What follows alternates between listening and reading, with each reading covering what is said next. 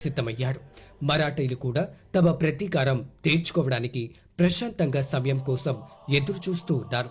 ఔరంగజేబు లక్షలాది మంది సైన్యంతో మహారాష్ట్రలోని తుల్జాపూర్లో విడిది చేస్తున్నారు అని మరాఠాలకు వార్త అందింది. ఈ ప్రదేశంలోనే ఔరంగజేబు సంభాజీ మహారాజ్ను దారుణంగా చంపాడు.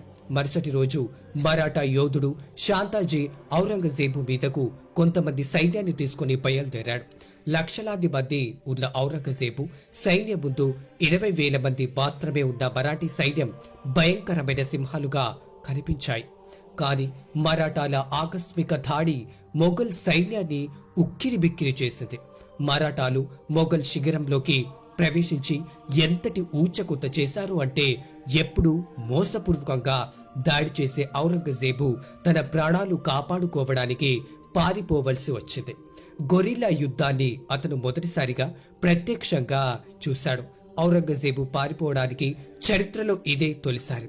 ఇది మొఘల్ చక్రవర్తికి ఒక పెద్ద అవమానం.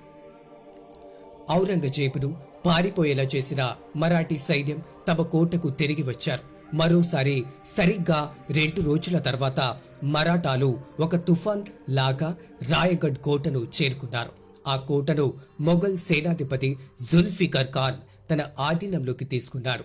అతని మీద కూడా శాంతాజీ దాడి చేసి పట్టపగలే చుక్కలు చూపించాడు.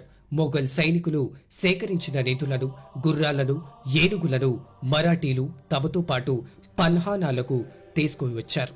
ఇలా అవకాశం దొరికి